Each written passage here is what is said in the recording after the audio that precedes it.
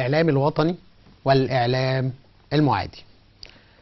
يمكن مصر هي الدولة الوحيدة ربما في العالم التي تستهدف بهذا الشكل. يمكن مفيش دولة في العالم تجتمع أكثر من دولة معادية على أن تصنع لها إعلاما خاصا يهاجمها ليل نهار.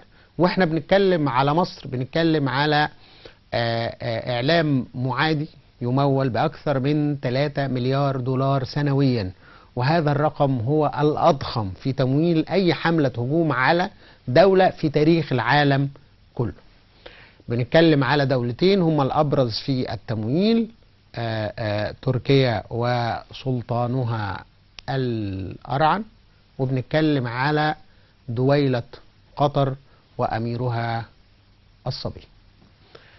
غلام قطر وسلطان تركيا لا يجدون حرجا أبدا في أنه يدفعوا أموال، في أن هم يستضيفوا، في أن هم يمنحوا الجنسية للمقيمين طالما هم يهاجمون جمهورية مصر العربية اللي عاملة صداع كبير جدا للدولتين، ليس لأنها تعاديهم ولكن لأنها تنجح، لأنها تتقدم، لأنها لم تسقط كما أراد الجانب التركي والجانب القطري في براثن أي من الاستهدافات التي تمت، سواء كان ذلك في الداخل المصري أو من المناطق الشائكة حول مصر، وآخرها كانت المنطقة الليبية اللي مصر سيطرت على المشهد تماما بحكمة كبيرة، ولم تفرط في أشقائنا في الجانب الليبي. حافظت للوطن ثباته واستقراره، وأيضا حافظت للشعب الليبي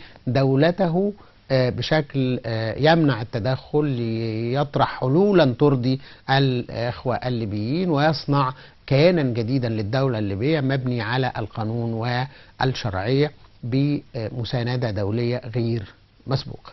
ويمكن احنا لو عملنا حصر للقنوات التي تهاجم والإذاعات التي تهاجم هنتكلم على حوالي 16 قناة وإذاعة تتخصص في الهجوم على مصر، من بينها قناة تركية هي القناة التاسعة التركية.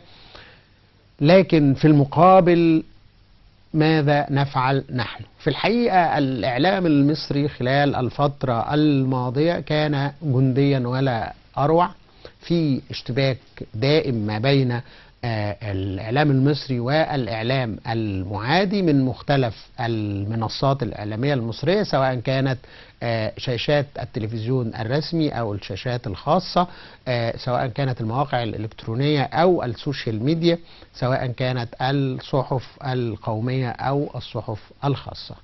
الجميع يلعب دوره وفق كل الإمكانيات المتاحة لمواجهة هذا الاستهداف العنيف للداخل المصري. ليه احنا مجيشين هذه الأمور كلها وداخلين المعركة بهذا العنف الكبير جدا؟ لأنه الهدف مش النظام، لأنه الهدف مش القيادة، لأنه الهدف مش القوات المسلحة، الهدف مصر، أن يسقط هذا الوطن، تشكيل الرأي العام ثم تشكيكه في النظام الموجود حاليا، ثم العمل على إسقاط الدولة، ثم انهيار الدولة. وقتها فقط سيكون تحقق هدف الإعلام المعادي، وهو ما لن نسمح به أبدا حتى في خطوته الأولى وهي تشكيل الرأي العام. علشان كده هنلاقي أن الإعلام المصري يلعب بشكل عنيف مع الإعلام المعادي للحفاظ على الاستقرار المصري وعلى الأمان المصري، ويرسل رسالة أن الإعلاميون كلهم جنود في معركة الوطن. دمتم بألف خير وطيب الله أوقاتكم وحفظ الله مصر.